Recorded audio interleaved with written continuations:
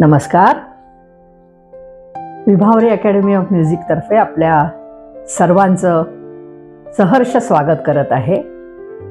जडणघडण या एपिसोडमध्ये आज आपल्याकडे एक चैतन्यमय अशी एक व्यक्ती आलेली आहे आणि तिचं नाव आहे राजश्री केतकर.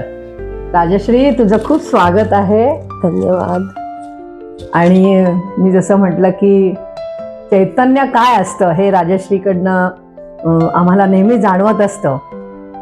तर अशी ही राजश्री, माहेरची राजश्री डोंगरे, आणि ही लहानपणापासून तिचं बालपण पण इतकं छान गेलेलं आहे की पुण्यात गेलं तुझं बालपण. हो. आणि मला असं वाटतं शाळा तुझी अहिल्यादेवी हायस्कूल. अहिल्यादेवी हायस्कूल.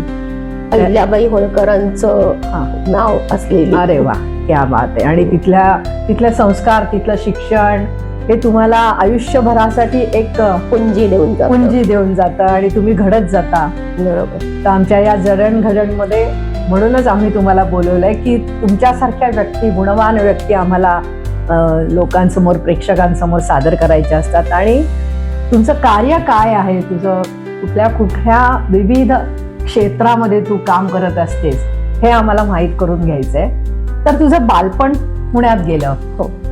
आणि मला असं वाटतं तुला खेळ ह्याची अतिशय आवड. बरोबर. तर त्याबद्दल म्हणजे तू कितव्या वर्षापासून तू खेळायला लागलीस?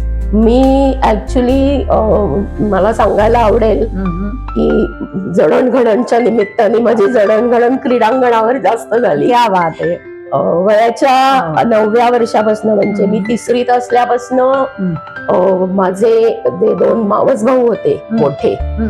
तर त्यांच्यामुळे मी खो खो खेळायला सुरुवात केली. मला काय त्यांची नावं? राजीव आणि संजीव डोंगरे. बरोबर. आणि माझ्या ऍक्च्युली मावशीची मुलं. बरोबर. आणि तर त्यांच्यामुळे आपोआपच मी खो खो क्षेत्राकडे ओढली गेले म्हणूया आपण.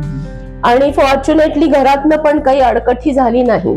त्यामुळे कॉलेज शिक्षण होईपर्यंत सगळं सुरळीत. आणि आई वडिलांनीही तुला कधी असे अडवलं नाही, पाबंदी टाकली नाही की तू खेळायला वगैरे जात जाऊ नको, मुलीची जात आहे. तर आपल्या फॅमिलीमध्ये हे जरा असतं की काय करावं मुलीने हे आई वडील ठरवतात. बरोबर. पण तुला ती मोकळीक होती आणि त्याच्यामुळे तू घडत गेलीस.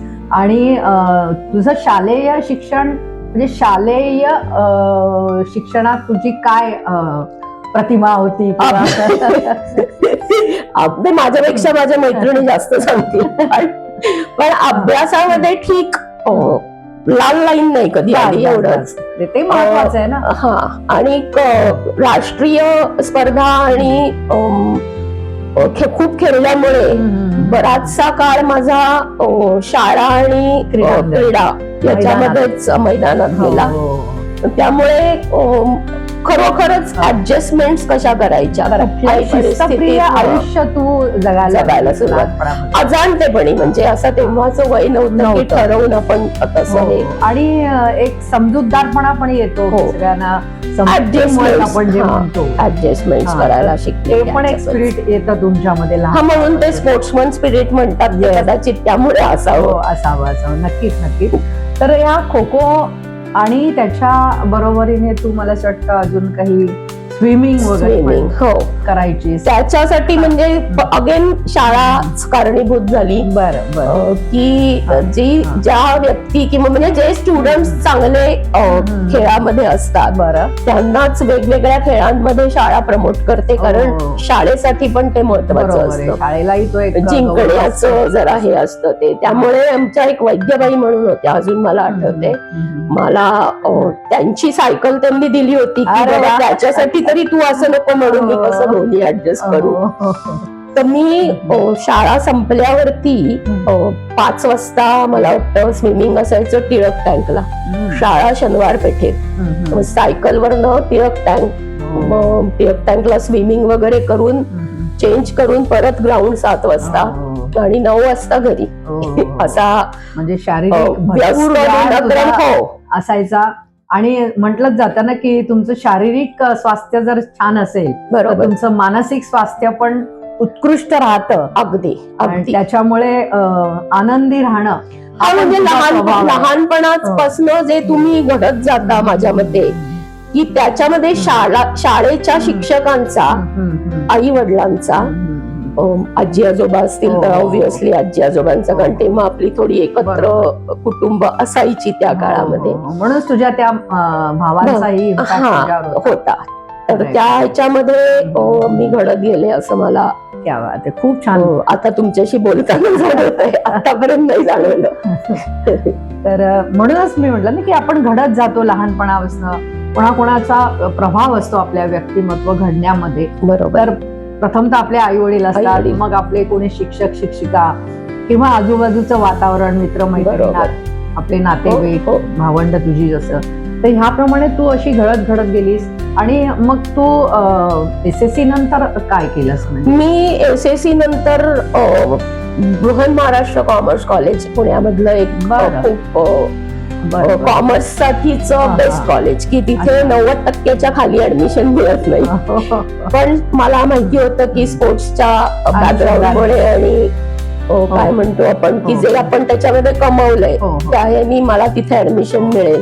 आणि म्हणजे दोन्ही क्रीडा आणि शालेय शिक्षण याच्यामध्ये यशस्वीरित्या तू पार होऊन आणि मग तू कॉलेजला आलीस. आणि ती पण एक क्रीडापटू म्हणून तिथे तुला खेळाडू म्हणूनच आले, कारण इमेज पण माझी टॉम्बॉयच होती, हाच प्रकार होता सगळा. त्यामुळे घाबरून असायची लोक. पण दोन हात दूर बाबा. हा म्हणजे कधी आपल्याला बसेल असं. त्यामुळे पण एकंदर कॉलेज शिक्षण पण खूप छान झालं. BCom पर्यंत BCom शिकले मी.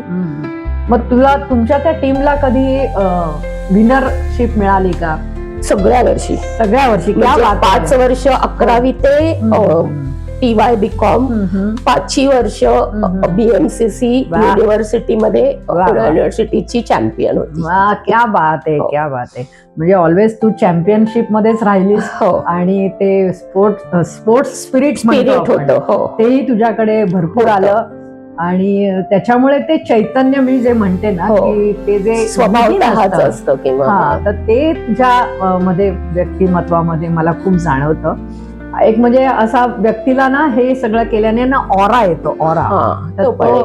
तो येतो ना, म्हणजे तो तुमच्यामध्ये बिनधास्तपणा, बेधडकपणा. म्हणजे जे काही बोलायचंय किंवा करायचंय ते करण्याची हिंमत अगदी मिळते असं एक मला जाणवलं. बरोबर. ते धाडस आणि ते एखादी गोष्ट करायची म्हणजे करायची जिद्द, जिद्द. मग त्याचे काय इफेक्ट होतील ते मी बघीन. मग ती जिद्द लग्नापर्यंत कशी पोचली? म्हणजे कसं लग्न जमलं तुझं? लग्नाची गंमत आहे आमची, एका लग्नाची गंमत. क्या बात आहे, आवडेल ऐकायला. हा म्हणजे विचार काही नव्हता, कारण चालू होतं शिक्षण माझं, खेळ पण चालू होता. पण आई वडिलांच्या मनात थोडस असतंच ना की मुलगी आता झालं, म्हणजे एकतर उन्हाळा मुलगी आपली, त्यामुळे वेळेत सगळं व्हावं अशी एक सामान्यपणे असते आई वडिलांची अपेक्षा. तर त्या ह्याच्यामध्ये माझी आई आणि माझी धाकटी बहीण मंगला टॉकीजला ज्युटी पिक्चरला गेले. पिक्चरचं नाव पण ज्युटी. आणि त्याच्या तिथे त्यांना म्हणजे असे गप्पा मारत असतात ना पिक्चर चालू होईपर्यंत, तर बाजूच्या सीट वरती भरतचे म्हणजे माझ्या नवऱ्याचे आई वडील बसले होते. बरं. आणि ते बोलता बोलता माझा मुलगा माझी मुलगी करून मग ते भेट होऊन झालं. आमच्याही नकळत लग्न ठरलं आमचं. म्हणजे बघितल्यावरच ठरलं. पण ते झालं भरतजी एअरफोर्स मध्ये. आणि मला सर्व्हिसेस मध्येच तुला मधलाच एक असते ना आपली फॅन्टसी की मला असा हे हवाय, तर एअरफोर्स किंवा नेव्ही मधलाच मला हे गेलं. थोडा शिस्तप्रिय पण त्याच्यामुळे जसं तुला हवं होतं त्याप्रमाणे मला साथीदार मिळाला असं आपण म्हणू शकतो. तर राजश्री, मला तुला विचारायला लागेल की तुला मनासारखा साथीदार मिळाला आयुष्यात. आणि मग ते एअरफोर्स मध्ये असल्यामुळे तुमचं पोस्टिंग वगैरे कुठे होतं, काय होतं वगैरे? सुरुवातीला पोस्टिंग आमचं म्हणजे आमचं जेव्हा लग्न ठरलं तेव्हा कानपूरमध्ये होतं अच्छा आणि लग्न हा, झालं हा. तेव्हा चंदीगडमध्ये होतं. बरं म्हणजे मला वाटतं विदिन 4-5 मंथ्स आमचं लग्न झालं. अच्छा हा आणि लग्नानंतर लगेचच मी म्हणजे नोव्हेंबर 15 लग्न झालं बरं आणि माझ्या मते हा. 25 वगैरे नोव्हेंबरला आम्ही चंदीगडला गेलो. अरे वा आणि चंदीगडचं लाईफ तर छानच होतं. प्रश्नच नाही एअरफोर्सचं असल्यामुळे अगदी अगदी फारच सुंदर असं चंदीगड हे अतिशय देखणं शहर देखणं आहे. शहर आहे. हो आणि सुंदर तऱ्हेने ते वसलं आहे आणि माझ्या अंदाजाने तिथे तुझ्या खेळाला किंवा क्रीडा छंदाला हो. तिथे स्कोपही मिळाला असेल असं वाटतंय मला. तर कसं हा काय? म्हणजे तो एक पहिले थोडेसे काय हा. म्हणतो महिने गेले हा, तसेच हा. काही न करताच. हा, हा. पण त्याच्यानंतर मग असं जाणवलं की हा. काहीतरी आपल्याला करायला पाहिजे कारण बरोबर आहे. शरीराला एक्सरसाइज पण हो, पाहिजे हो, आपल्या आणि खरंय, खरंय. मनाला पण पाहिजे. हो. मग त्या ह्याच्यामध्ये मग चंदीगड मध्ये आम्ही शोधायला सुरुवात केली की बरं. खो खोची टीम त्यांची आहे का, ओके ओके असेल तर मग मला शिकवता येईल का बरं तिथे आहे, जाऊन. बरोबर आहे. सो एक थोडे हे केल्यावरती शोधल्यावरती मिळाली आणि थोडे दिवस शिकवलं मी तिथे. अच्छा म्हणजे त्या टीमला. टीमला म्हणजे शिकवलं. ती टीम व्यवस्थित हा national ला- नॅशनलला नाही कारण पंजाब मध्ये तेवढं खो खोला तेवढं प्राधान्य नाहीये. नव्हतं. हा अच्छा आणि त्यामध्ये मुली हो पण त्या पंजाबी मुली ह्या म्हणजे शरीराने सुदृढ असतात आणि दणकट असतात आणि एनर्जेटिक असतात. त्याच्यामुळे तू करून घेतल्यावर त्या नक्कीच ती टीम टीम तयार झाली पण ती लोकल लेव्हलवर तयार हो, झाली. हो, कारण आणि माझं कसं होतं झालेलं की पुण्याची ओढ जास्त होती. ते तर आहे. पुणेकरांना पुणेच आवडतं. हा त्यामुळे बऱ्याचदा कसं व्हायचं की चान्स मिळाला की पुण्यामध्ये हो. जायचं चंदीगड खरंय मध्ये खरंय. असं झालं आणि लगेचच पण म्हणजे तरी किती वर्ष होतात तुम्ही? चंदीगडमध्ये आम्ही 5 चंदीगड मधनच रिटायर्ड झालो आम्ही. अच्छा अच्छा मग रिटायरमेंट घेऊन तुम्ही पुण्यात 15 वर्षानंतर व्हॉलंटरी रिटायरमेंट हा, घेतली हा. आणि मग आम्ही पुण्यात आलो कारण बरं. पुण्यामध्ये माझं घर होतं हो, आणि हो. सगळंच विश्वास सगळं असल्या कारणाने म्हणजे प्रश्नच नाहीये. तुमचं सगळंच नातेवाईक बेस सगळा तिथे पुण्यामध्ये होता. पुण्यातच होता त्यामुळे- आणि पुणे तिथे काय उणे त्याच्यामुळे हा पुन्हा तुझ्या त्या व्यक्तिमत्वाला बहर आला असेल. हो सायकलिंग चालू केलं होतं. अरे वा क्या बात आहे. आणि मग मुलं झाली होती ना म्हणजे ऐश्वर्या पुण्यात आल्यावर झाली त्यामुळे बरं मग ते मुलांचं थोडं बरं थोडं त्यांचं संगोपन हा. करणं त्याच्यामध्ये वेळ गेला. हे तर आहेच. आणि मग सायकलिंग करायचीच तर ते तू म्हणजे रेस किंवा प्रवास करणे असं तुझं काही होतं का त्यावेळेला? नाही बरेच नाही जण- वर्क एक्झरसाइज काहीतरी पाहिजे आणि भरत पण करायचा सायकलिंग. सो मग आमचा तो एक ग्रुप झालेला छान सायकलिंगचा अरे की वा. सगळेच हो, हो, पुणेरी हो. पेन्शनर होते त्यामुळे किंवा असे. खूपच छान. सो खूप चांगला तो हे होता हा. आणि एक्झरसाइज म्हणून आणि सकाळचं छान हे exercise वर्कआउट आहे. म्हणून आम्ही ते हो, हो. चालू केलं पण हा.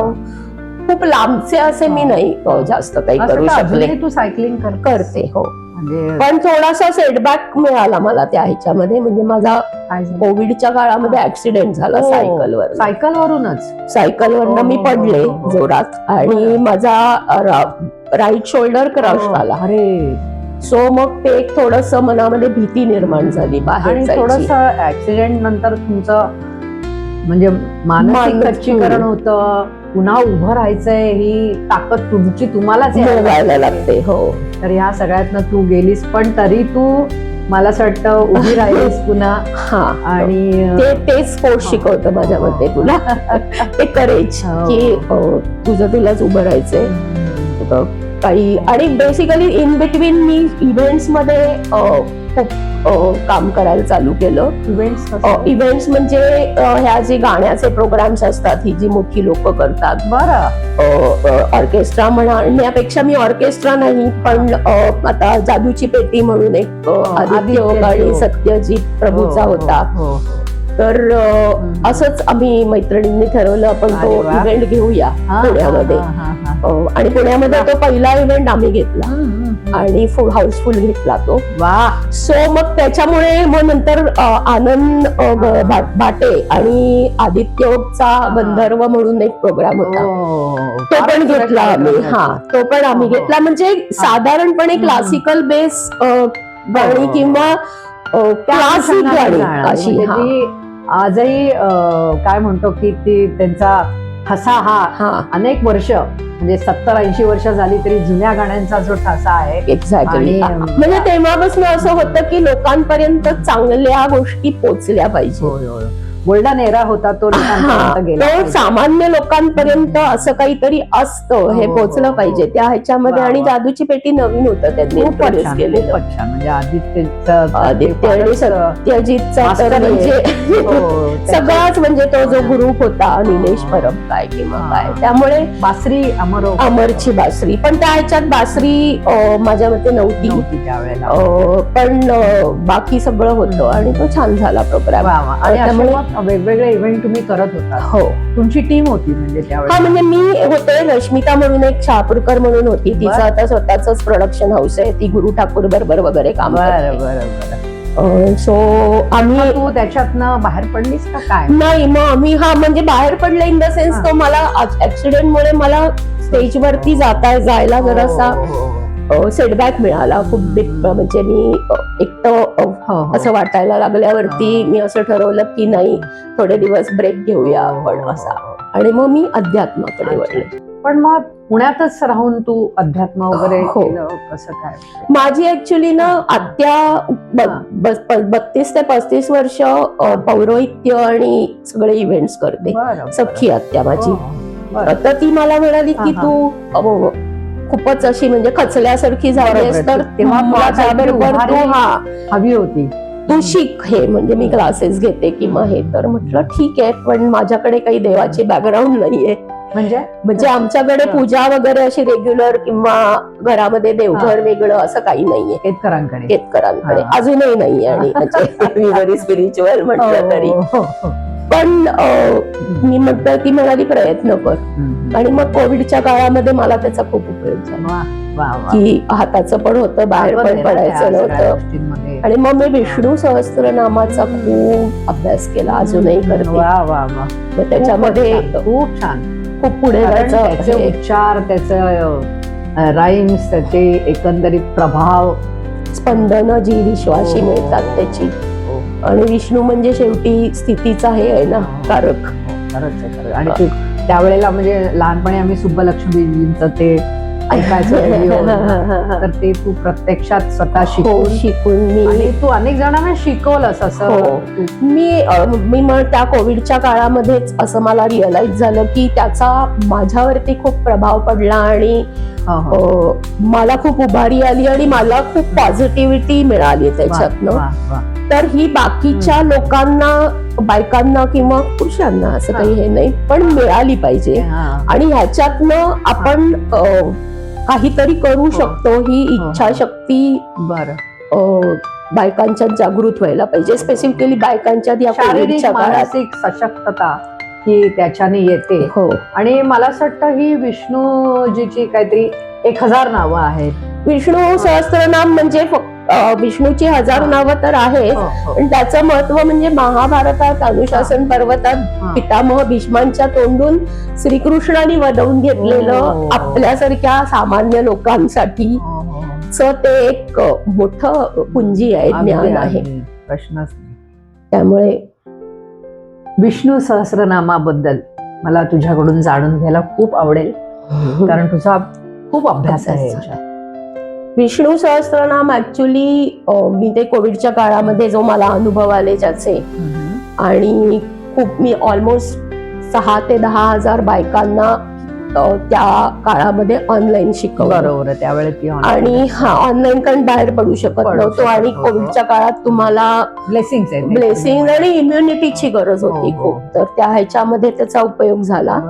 तर ऍक्च्युली विष्णू सहस्त्रनामाचा म्हणजे सगळ्यात काय म्हणतो आपण की महाभारतामध्ये सांगितलं गेलेलं, महाभारताच्या जे अनुशासन पर्व आहे त्याच्यामध्ये पितामह भीष्मांच्या तोंडून श्रीकृष्णांनी युधिष्ठिराच्या माध्यमातून आपल्यासारख्या सामान्य जनतेला काहीतरी मिळावं यासाठी वदवून घेतलेलं विष्णू सहस्त्रनाम आपल्यासाठी दिली हा. त्यांनी. आंतरिक ऊर्जा. पण त्यावेळेला मला असं वाटतं पितामह भीष्म शरपंजरी होते आणि युधिष्ठिरा म्हणजे हे महाभारत संपलं होतं. ऍक्च्युली कुरुक्षेत्रावरचं जे युद्ध आहे धर्म आणि अधर्म ह्याच्यामधलं युद्ध संपलं होतं आणि मग युधिष्ठिर विमनस्क झाला होता थोडासा की म्हणजे आता काय एवढं राज्य मिळवून मी काय करू, की काहीच नाही राहिलेलं. माझे नातेवाईक बंधू हे ते सगळेच गेलेले, मुलं त्याची गेली.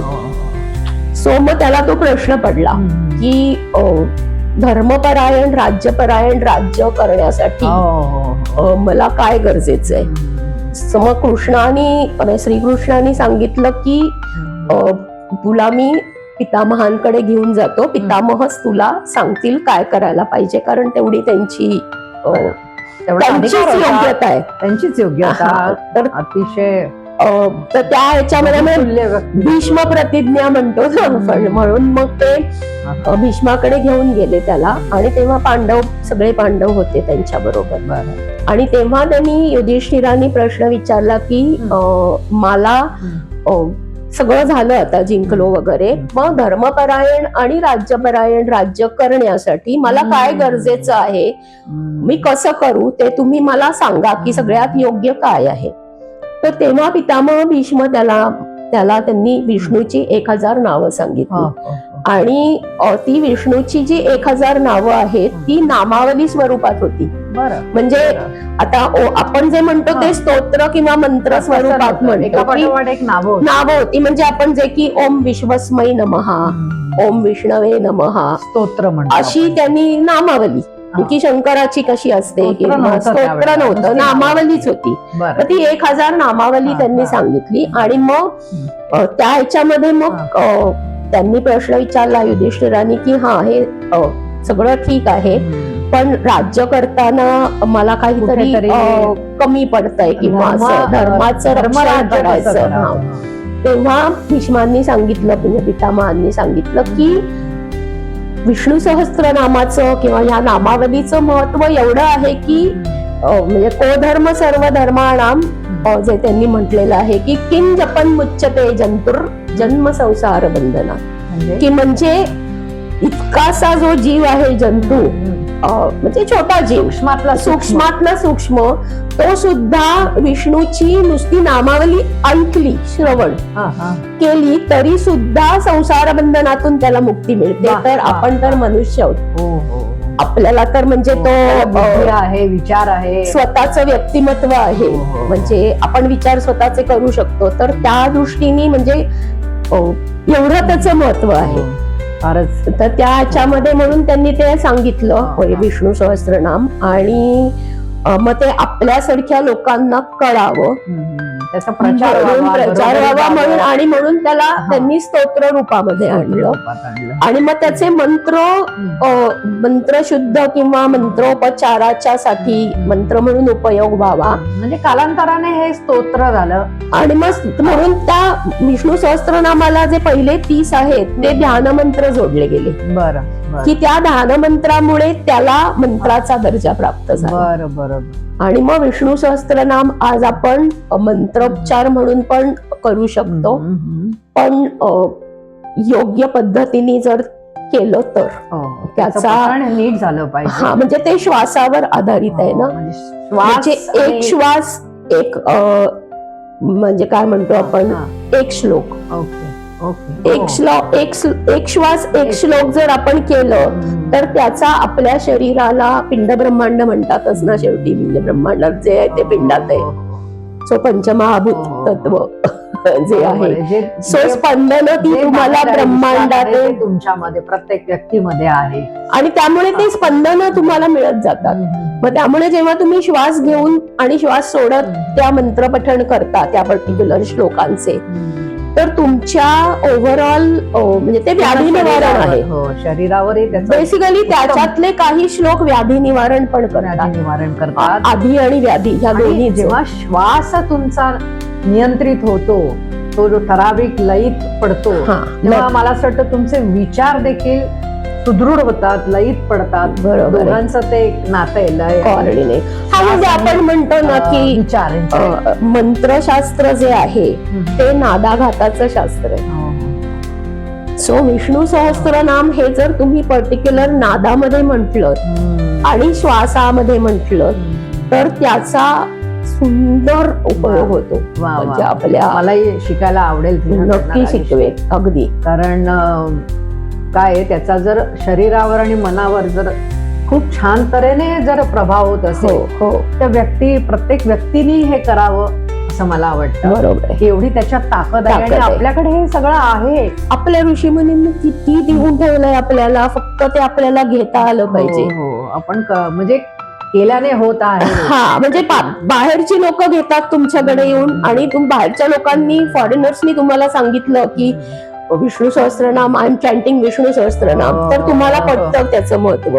हे किती दुर्दैव आहे. मला असं वाटतं तुझं ओंकार हा. ओंकारावर ओंकार. कारण आम्ही जनरली असं म्हणताना ओंकार असं म्हणतो. हा म्हणजे मचा उच्चारण तुम्ही हा. ओम कार असा असं करता. करतो. ओंकार ह्याच्यावर देखील तुझा हो. खूप छान अभ्यास आहे, तर त्याबद्दल काय सांगशील? ओंकार शास्त्र म्हणून ऍक्च्युली ओंकार अध्यात्मक दृष्टीने न बघता मी शास्त्र म्हणून बरं. जास्त अभ्यासलं ते बरं, बरं. त्याच्याकडे बघताना. आणि डॉक्टर जयंत करंदीकर म्हणून एक फार मोठे खूप मोठे हृदयरोग तज्ज्ञ होऊन गेले. कार्डिओलॉजिस्ट. हा, तर त्यांनी त्याच्यावरती संशोधन 8 वर्ष अथक संशोधन करून ओंकार तुमच्या आवाजासाठी कसा महत्वाचा आहे, किंवा मग त्याच्यात त्यांनी 3 भाग केले आहेत. बरं, की त्याच्यामध्ये ओंकार आणि आवाज आणि वाणी बरं. हा एक भाग येतो. हा, ओंकार आणि व्याधी हा दुसरा भाग येतो. हा. आणि ओंकार आणि अध्यात्म हा तिसरा भाग येतो. हो. ह्या तिन्हीवरती त्यांनी 63 प्रकारच्या ओंकार पद्धती शोधल्या. वा. प्रत्येकाचं वेगळं महत्व हो, आहे. हो, हो. म्हणजे ओंकार हा आवाज साधनेसाठी आम्हाला माहिती आहे की तो कसा हो. केल्याने तुमचा स्वर चांगला सशक्त होतो, स्थिर राहतो. तुमचं श्वसन आणि तो स्वर यांचं छान घर्षणाचा कोऑर्डिनेशन होतं. आणि इतपत मला माहित होतं, पण व्याधींवरती देखील ओंकाराचा आता त्याच्यातलाच म्हणजे व्याधींवरती आता म्हणजे आपण आत्ताच लोकांना इम्युनिटीचे खूप प्रॉब्लेम्स आहेत. हो. आता सुद्धा का आता आहेतच, पोल्युशन आहेत. पण खूप आहे आणि सगळ्यात नाही आणि दुष्परिणाम पण आहेत आणि खाण्यापिण्याच्या सवयी आणि बऱ्याचशा गोष्टीमुळे तुमच्या श्वसनावरती आणि इम्युनिटीवरती खूप फरक पडतो. तर त्यांनी शोधून काढलेल्या पद्धतीत त्यांनी जे सांगितलंय की एक जस्ट उदाहरण की मकार जर लांबवलंय आपण असे जर ओंकार म्हटले तर तुमचे जे इथे नसल पॅसेज जो असतो त्याच्यावरती फरक पडतो, ते मोकळे होतात. आणि त्याच्यावरती मग त्याच्यामध्ये मी संपणारे बरेचसे ओंकार आपण करू शकतो. तर तो मला वाटतं आपण एपिसोड तो वेगळा करायला लागेल. म्हणजे आपल्या सर्व प्रेक्षकांनाही ते त्या माध्यमातून ओंकार शिकायला आवडेल आणि त्याचे तुमच्यावरती होणारे पॉझिटिव्ह इफेक्ट हे अगदी म्हणजे, कारण आता तुम्ही हे पोल्युशन आणि अवॉइड नाही करू शकत. हवा आणि आवाज याच्यामुळे तुमचं ध्यान आहे ते भरकटतं. हे सगळ्या गोष्टींसाठी ओंकाराचं महत्व खूप आहे. तर ते ओंकार करताना सुरुवातीला काही श्लोक वगैरे असं काही आहे? हो आहे. अच्छा. ओंकाराचे श्लोक आहेत आणि त्याच्यामध्ये पहिला म्हणजे आम्ही म्हणताना कसं म्हणतो, ओंकार बिंदू संयुक्तम नित्यम ध्यायन्ति योगिनः कामदं मोक्षदं चैव ओंकाराय नमो नमः.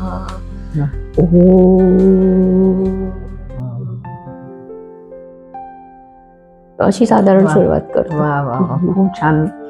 अतिशय उपयुक्त अशी माहिती आहे की आपल्या जीवनशैलीत त्याला आपण घेऊन ते फॉलो करणं. म्हणजे ते ओंकार म्हणा किंवा विष्णू सहस्रनामाबद्दल तू सांगितलं, तर त्याच्यासाठी काही तुम्ही आध्यात्मिक म्हणजे देवाची पूजा करताय असा भाव जरी नाही आणलात, म्हणजे देवपूजेला जे आहे ते तर करूच शकतात, पण जे ज्यांना अध्यात्म स्पिरिच्युअल डेव्हलपमेंट करायचे आहे ते सुद्धा ते करू सुद्धा शकतात. करू शकतात. आणि एकंदरीत ज्यांना व्याधीमुक्त व्हायचं आहे आधी व्याधी मुक्त असं म्हणूया तर आपण. त्या लोकांसाठी पण सर्व जनहिताय असंच हो. ते आहे.